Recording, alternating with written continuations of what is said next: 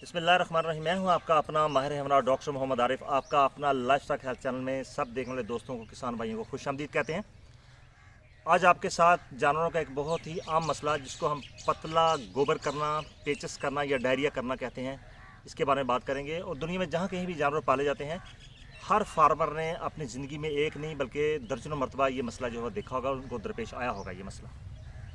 आज हम इसी के बारे में बात करेंगे, इसकी क्या वजूहत हैं, इसका शाफी इलाज क्या है और आपने इसको कंट्रोल कैसे करना है। सबसे पहले ये बता दूं कि पतले पेचस यानी कि डायरिया कहते किसे हैं। जब जानवर का निज़ाम सूज जाता है, यानी कि छोटी और बड़ी आंत जो है जब वो सूज जाती है, तो जानवर जो है वो पतले पेचस करना शुरू कर देता है। इसकी पीछे वजह ये होती है कि जो अंतड़ियों की हरकत है, जो कि नॉर्मल होती है हरकत, उससे ज़्यादा जब वो हरकत अंतड़ियों की ज़्यादा तेज़ हो जाती है, तो जानवरों में पेचस का मसला जो है आना शुरू हो जाता है। अब इसकी वजूहत पे बात करते हैं। क्या है इसकी सबसे पहली जो वजह है पेचस करने की, वो ये है कि जानवर ओवर फीडिंग करता है, इनके चारा बहुत ज़्यादा खा लेता है। या तो आप उसको खुद खिला लेते हैं, या वो बाहर से ज़्यादा चर के आता है, या घर में ही डेरे पर खुल जाता है तो ज़्यादा चारा खा लेता है, या चारे का ऐसा मौसम है जिसमें वाफर मिकदार में चारा मौजूद है सब्ज़, और आप उसको डबल मिकदार उसकी करते हैं, तो जानवर जो है वो पतले पेचस करना शुरू कर देता है।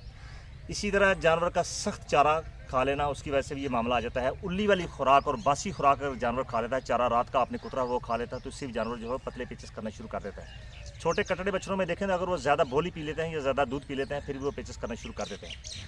इसी तरह ज़्यादा दाने खा लेने की वजह से भी और जहरीले पौधे खा लेने की वजह से जानवर जो है पतले पेचस करना शुरू करता है। लेकिन प्यारे किसान भाई, इसकी एक और बड़ी वजह है जो आपके करीब ही है, वो ये है कि सीवरेज का पानी, यानी कि गटर का या नालियों का पानी अगर जानवर ज़्यादा पी लेता है, तो उसकी वजह से जानवर पतले पेचस करना शुरू कर देता है। इसके अलावा मुख्तलिफ़ किस्म के केमिकल्स हैं, जिसमें मुख्तलिफ़ किस्म की खादें हैं, नाइट्रोजन की है और फास्फोरस की और यूरिया खाद है। अगर जानवर ये ज़्यादा मिकदार में खा लेता है, कहीं आपके घर में डेरे में पड़ी हुई है, तो जानवर जो है वो पतले पेचस करना शुरू कर देता है। इसी तरह मुख्तलिफ़ किस्म की और भी केमिकल हैं, जिसमें नाइट्रेट्स है, फ्लोरीन, मरकरी है, कार्बन टेट्राक्लोराइड है। संती इलाकों में चूँकि ये मामला ज़्यादा होता है, वहाँ जो संती होती हैं उनका जो फुजला होता है, जब वो मुख्तलिफ़ एरियों से पानी में दाखिल होता है, तो जानवर वो पानी इस्तेमाल करता है, तो उसमें ये पेचसों वाला मसला आ जाता है। इसी तरह जो अगली वजह है, इसमें आते हैं जरासीम। जरासीमों में सरे फहरिस्त बैक्टीरिया है, और बैक्टीरिया में जो सरे फहरिस्त बीमारी है उसमें है साल्मोनेला, यानी कि जानवरों को अगर टाइफाइड यानी कि या पैराटाइफाइड हो जाता है, जिसको हम साल्मोनेलोसिस कहते हैं, इसकी वजह से भी जानवरों में ख़तरनाक किस्म का जो पेचस है डायरिया लग जाते हैं, जिसकी बड़ी बड़ी अलामत जो हैं उसमें जानवर का खून वाला पेचस करना, चर्बी वाले पेचस करना, और पेचों में बदबू आना, और बाज़ औक़ात जो झिल्ली होती है अंतड़ी की, क्योंकि अंतड़ियाँ ही सूजती हैं पेचस में, अंतड़ी की झिल्ली जब ज़्यादा सूज जाती है, तो इसकी साल्मोनेला बैक्टीरिया की वजह से वो जो गल सड़ के बाहर निकलना शुरू हो जाती है और सड़े हुए गोश्त की तरह बदबू आती है। ये मसला इसमें कॉमन हो जाता है। इसी तरह काफ़ी सारे और भी बैक्टीरिया हैं, जिनमें इकोलाई है, क्लोस्ट्रीडियम है, पैरा ट्यूबरक्लोसिस है, ये और भी काफ़ी सारी लंबी लिस्ट है, जिसकी वजह से ये पतले पेचस यानी कि गोबर जो पतला वो करना शुरू हो जाता है। दूसरा, इसमें वायरस आ जाते हैं। वायरसेस भी काफ़ी लंबी इसकी भी लिस्ट है। वायरस की बड़े बड़े जो अहम वायरसेस हैं उनका मैं नाम लेना चाहूँगा। अभी बोवाइन वायरल डायरिया है, जानवरों की बड़ी कॉमन बीमारी है। रोटा वायरस है, कोरोना वायरस है, पार्वो वायरस है। इसकी वजह से भी जानवर जो है पतला गोबर करना शुरू कर देता है। इस तरह उल्ली वाली काफ़ी सारी बीमारियां हैं, जिनका मैं पहले भी एक प्रोग्राम में जिक्र कर चुका हूं, तो ये भी जानवर में पतले गोबर का बायस बनती है। इसी तरह प्रोटोजोआ है, जिसमें बिकोलाई है, कॉक्सीडियोसिस है, इसमें जियार्डियसिस है। इसकी वजह से भी जानवर जो है पतला गोबर करना शुरू कर देते हैं। एक और अहम तरीन मसला है, वो है जानवर में मैदे और आंतों के जो किरम है, इनकी वजह से भी, इसकी भी एक लंबी लिस्ट है, लेकिन मैं आपको अहम तरीन किरम जो है वो बता दूंगा, इसके ऊपर मैं पहले भी एक वीडियो बना चुका हूँ, आप उसको देख सकते हैं। इसमें लिवर फ्लूक्स यानी कि जो जिगरी किरम होते हैं, जिगर के अंदर जो किरम होते हैं, उनकी वजह से भी जानवर पतला गोबर करता है। इस तरह जानवर के मैदे में स्टमक फ्लूक्स होते हैं, जिनको पाराफिस्टोम्स कहते हैं हम, इनकी वजह से भी जानवर पतला गोबर करना शुरू कर देता है। इस तरह जानवर में काफ़ी सारे मिनरल्स की कमी की वजह से भी जानवर जो है वो पेचस करना शुरू करता है, जिनमें कापर जो है वो सरे फहरिस्त है। कापर और जिंक, इनकी कमी अगर जानवर होती है, तो फिर भी जानवर में पेचसों का जो मसला वो शुरू हो जाता है। अभी मैं आपके सामने कोशिश करूंगा कि जो पेचसों की जो अलामात हैं, क्योंकि देखने में तो ये कहते हैं पतला गोबर, लेकिन पतले गोबर के साथ और भी पेचीदगियाँ काफ़ी सारी पैदा हो जाती हैं। जैसे जिस्म का दर्जा हरारत जानवर का है जो पेचसों के दौरान वो बढ़ जाता है, लेकिन कब तक? 1 से 2 दिन के। जब 1 से 2 दिन ज़्यादा हो जाते हैं पेचस लगे, तो दर्जा हरारत जो है वो डाउन हो जाता है, जिस्म जो है जानवर का ठंडा हो जाता है। पानी की शदीद कमी हो जाती है। डायरिया के साथ बाज़ का उल्टियाँ भी आना शुरू होती हैं जानवर को, जैसे कि डॉग्स वगैरह में आती हैं उल्टियाँ। जानवर का जो गोबर है, उसका जो फुजला है वो पतला हो जाता है, उसके साथ गैर हजम शुदा खुराक जो है वो भी बाहर आना शुरू हो जाता है, जिसकी वजह से जानवर बहुत ज़्यादा कमज़ोर हो जाता है, दूध की पैदावार एकदम नीचे आ जाती है। जानवर के गोबर के साथ इनके जो पतले पेचेस हैं इनके साथ म्यूकस बाहर आ जाता है, जिसको हम फार्मर अपनी जबान के चर्बी आ रही है सर, वो भी अब बाहर आना शुरू होती है। अंतड़ियों का अंदर वाला जो हिस्सा है गल सड़ के वो भी बाहर आना शुरू होता है। खून भी इसमें निकलता है। बाज़ का गोबर का रंग गहरा सब्ज हो जाता है, बाज़ का काला हो जाता है, जिस तरह के सड़कों पर लुक डालते हैं ना, जिसको तारकोल कहते हैं, उसकी तरह हो जाता है। जानवर के मैदे में दर्द होती है और बाज़ औक़ात जानवर जो है उसके मैदे में हवा भर जाती है, गैस, इसको अफारा कहते हैं, अफारा भी हो जाता है। और जानवर के मैदे में बाज़ का दर्द भी हो जाती है। दर्द की वजह से नीचे लोटपोट होना शुरू हो जाता है। जानवर के जब वो जानवर पेचेस लगते हैं तो जानवर बाज़ का बहुत ज़्यादा जोर लगाता है। उस जोर लगाने की वजह से होता क्या है, जानवर का जो बड़े गोबर वाली जो जगह है वो जिस्म से बाहर आ जाती है, जिसमें प्रोलैप्स हो गया जानवर को। जानवर की जिल्द खुश्क हो जाती है, आंखें अंदर को धंस जाती हैं। शदीद पानी की वजह से जानवर की जो है वो मौत भी हो जाती है। और शदीद पानी की वजह क्या, ज़िम्मेदार हज़रात ये समझें शायद जो आम पानी है वो उस पानी की वजह से मौत हो जाती है। नहीं, उस पानी के जो जिस्म से जो ज़ाया हो रहा है पानी, उसकी वजह से होता क्या है, उसकी वजह से होता क्या है कि जानवर में जो अहम तरीन नमकियात हैं, जिनमें सोडियम है, पोटाशियम है और क्लोराइड है, ये जब जिस्म से ज़ाया होते हैं तो जानवर में बहुत सारी पेचीदगियाँ पैदा हो जाती हैं। और इन्हीं की कमी की वजह से, जो कि ये जानवर के जिसमें वाइटल चीज़ें हैं, जानवर की मौत हो जाती है।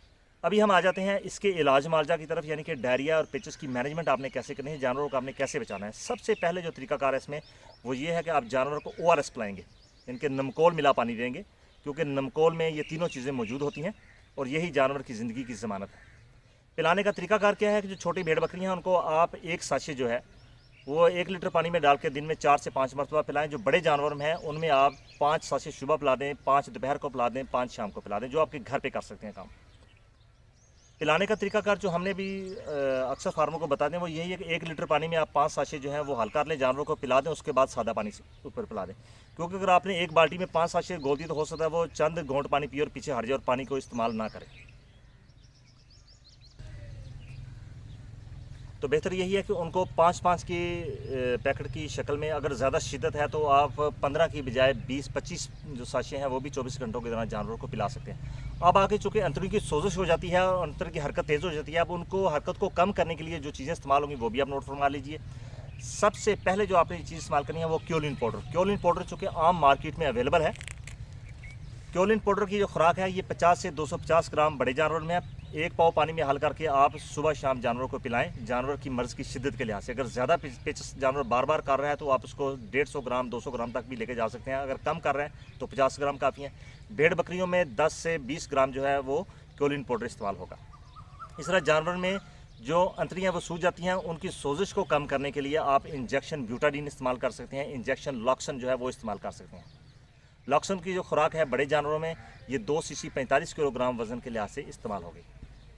इस तरह आ जाते हैं आगे जानवरों में जो बैक्टीरिया की वजह से जो अगर पेचेस हैं, बाज़ का तो हमें नहीं पता चलता, तो फिर आप इंजेक्शन जो है ट्राइबर्सन की डोज़, ये खुराक ये होगी कि 1 सीसी ट्राइबर्सन जो है वो 30 किलोग्राम जिस्मानी वज़न के लिहाज से इस्तेमाल होगा, चाहे वो बड़े जानवर हों या छोटे हों। 3 से 5 दिन के लिए आप इसको इस्तेमाल करेंगे। इस तरह इंजेक्शन एमॉक्सिसिलिन है, एमॉक्सिसिलिन भी आप इस्तेमाल कर सकते हैं। इंजेक्शन ऑक्सीटेट्रासाइक्लिन भी आप इस्तेमाल कर सकते हैं डायरिया में। और मार्केट में बनी बनाई जो प्रिपरेशन है वो भी मौजूद है, जैसे कि स्कोरेक्स एक मेडिसिन है। इसमें विटामिन्स, मिनरल्स, जानवर में जो मैदे में दर्द है उसके लिए और उसकी सोजिश को दूर करने के लिए, और एंटीबायोटिक्स इसके अंदर मौजूद हैं। इसकी खुराक छोटे और बड़े जानवरों में ये होगी कि 10 किलोग्राम जिस्मानी वज़न के लिए आप 12 सीसी स्कोरेक्स जो है वो इस्तेमाल करेंगे 3 से 5 दिन के लिए रोज़ाना। इस तरह अगर जानवर जो है अगर वो किरमों की वजह से कर रहा है पेचेस, तो उसमें आप, जो कि मैं पहले भी इस मेडिसिन के बारे में बता चुका हूँ, दोबारा फिर आप उसको रिपीट कर लें। निल्जन प्लस है, इसको आप 1 सीसी 2 किलोग्राम जिस्मानी वज़न के लिहाज से इस्तेमाल कर सकते हैं अगर पाराफिस्टोम का मसला है तो, यानी कि जो मैदे के फ्लूक्स हैं। अगर लिवर फ्लू के लिए इस्तेमाल करेंगे तो फिर दवाई है जैनल। जैनल की जो खुराक होगी वो होगी 1 सीसी 3.3 किलोग्राम जिस्मानी वज़न के लिहाज से आप इसको इस्तेमाल करेंगे। दूसरे लफ्ज़ों में 350 किलो जानवर अगर उसका वज़न है भैंस या उसका गाय का, तो आप उसको 110 सीसी जो है जैनल वो आप उसको पिलाएंगे। इसके अलावा आपका किसी भी किस्म का कोई सवाल है जो कि डायरी और पेचेस के मतलब हो तो आप ज़रूर पूछ सकते हैं। ये चूँकि मैंने आपको ओवरव्यू दिया है, एक जनरल आपके साथ ये लेक्चर जो है वो शेयर किया है आपके साथ। डिटेल में हम मुख्तलिफ़ किस्म के इसके बारे में प्रोग्राम करते रहेंगे। आपका बहुत शुक्रिया। आपको ये प्रोग्राम पसंद आए तो अपने दूसरे फार्मर हज़रात तक ज़रूर शेयर कीजिए इसको, ताकि उनको पता चले कि जो पेचेस हैं ये किस किस वजह से हो सकते हैं। आप इस वजूहत को अच्छी तरह देख सकते हैं। दूसरा, गोबर को आप अपनी करीबी लेबॉर्ट्री पर ले जाएं, वहाँ पर जाकर चेक करवा लिए। अगर तो कृमों की वजह से हो रहा है तो कृमि की अद्वियात दे दें, अगर जरासीम की वजह से तो उसको जरासीम की मेडिसिन दें। लेकिन कोई भी दवाई देने से पहले आपने अपने वेटनेरियन से, जानवरों का जो डॉक्टर है उससे आपने ज़रूर कंसल्ट कर लेना है, वेटनरी असिस्टेंट से ज़रूर कंसल्ट कर लेना है कि आप इसको किस किस्म की मेडिसिन देना शुरू कर दें। ये प्रोग्राम मैं दे रहा हूँ सिर्फ इसलिए आपके साथ शेयर करता हूँ ताकि आपको पता चल जाए कि ये जो डायरिया पेट्स होते हैं इनकी वजूहत क्या है। आपको बहुत प्रोग्राम में वो हमारे चैनल लाइफस्टॉक हेल्थ को ज़रूर सब्सक्राइब कर लीजिए, बेल आइकन को ज़रूर प्रेस कीजिए ताकि आने वाली नई वीडियो आपको मिल सके। आपका बहुत